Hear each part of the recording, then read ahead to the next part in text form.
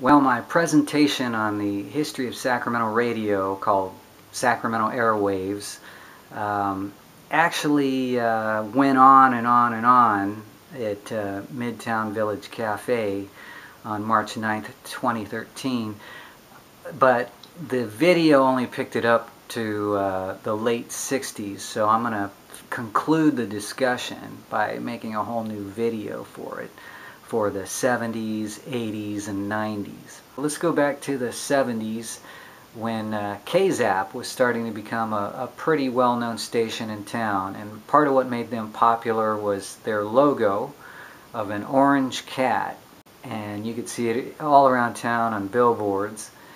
And I think that's part of why KZAP stays in people's minds after all these years, even though it basically flipped format in '92 and the call letters left the market. Throughout the 70s, KZAP remained a freeform station.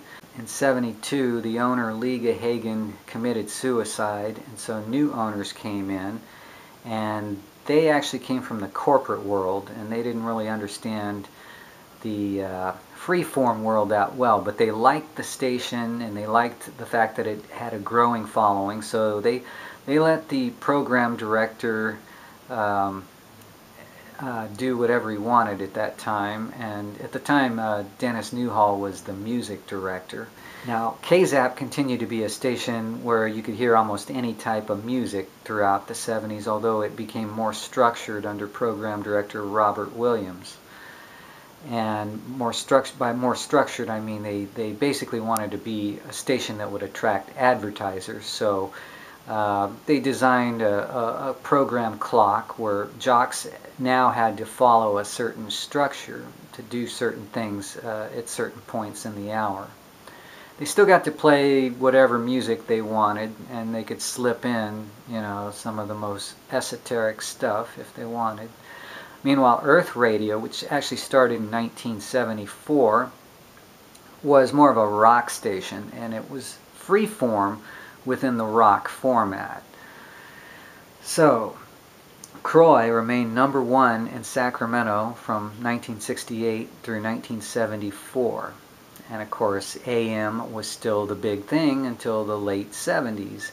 And that's when new technology called multipath actually allowed radio signals, or FM signals, to be picked up in moving vehicles with a constant signal, because before that that really wasn't possible. It was kind of a sketchy medium, but it was good to listen to at home because FM was stereo since the early 60s. Let me just get into just a little part of the technology. AM has a more erratic wave.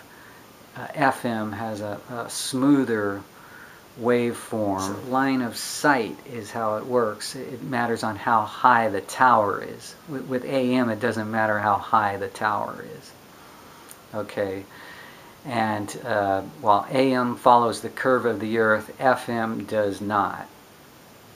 FM goes off into outer space as the Earth curves. So that's why FM signals can't be heard further than like a 75-mile radius, whereas AM stations can be heard for many, many, many miles beyond that. AM just wasn't the popular thing for music anymore once you could pick FM up in your cars and cruise around, starting in 1979. And so a lot of the FM stations that had been kind of throwaway by the owners to just experiment on however they wanted, they suddenly transformed into these commercial type stations that were almost like top 40 stations. In fact, some of them were. KSFM, which had been Earth Radio, changed its name to FM 102. And during the 80s, FM 102 was like one of the top stations in town, besides the elevator station KCTC. Earlier, there had been a big popular station in town that did a similar elevator format, and that was KEWT, which later became Crack FM. FM 102's rival was KWOD. That's where I worked. I started there in 1984. KFBK was really the big winner on the AM dial, and they were also the #1 station in town, partly because Rush Limbaugh became a very popular host during the midday, like in '87, '88, and it got the attention of the head of ABC Radio, who liked what he did, and then gave him a national show. So the morning show on KFBK was Dave Williams, who had worked at Croy back in the '70s, and he did the morning show with Amy Lewis, who's still there in the 2010s. Dave Williams went on to work in LA radio. And several Sacramento radio personalities ended up in Los Angeles. One of my favorite was Dave Schuyler, who I've worked with at 3 different radio stations. And he went by the name Skywalker. Now, in the late '70s, a Sac State graduate by the name of Rick Carroll ended up in Southern California and had a huge impact on national radio and MTV. He actually became the consultant for MTV in the '80s, back when they played music videos.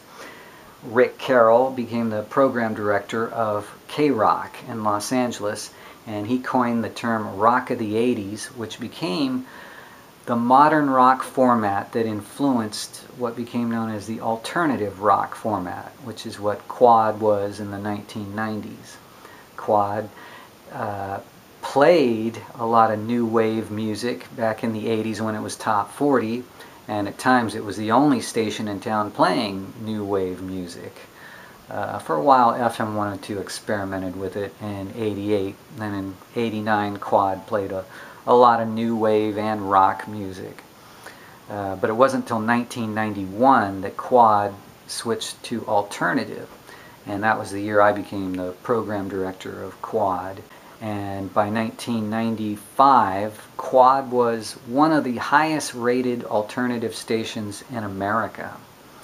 Had a 5 share. Not that many major market alternative stations had a 5 share. And we were beating all our corporate competitors, including 93 Rock, which later became 98 Rock.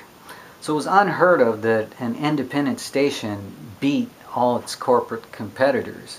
Then in 1996, the Telecom Act changed the face of radio, and it basically handed radio over to the corporate world, as a lot of mom and pop stations sold out to corporations, and pretty soon you only had like a dozen companies in the country that represented almost half of American radio. So since then, not a lot has changed, other than radio has declined financially in terms of being able to pay the bills. A lot of these radio stations were bought at market top prices, kind of like the housing bubble, and then values dropped from there. And now the radio companies have a hard time paying down that debt, which is one of the reasons why you may see radio stations disappear in the future, because it's just so expensive to run a station with a huge tower that puts out 50,000 watts. Can you imagine what the electric bill is? It's pretty high. It's kind of like whatever your electric bill is at home, add 3 zeros to that, and that gives you some idea of why it's so expensive to run a radio station.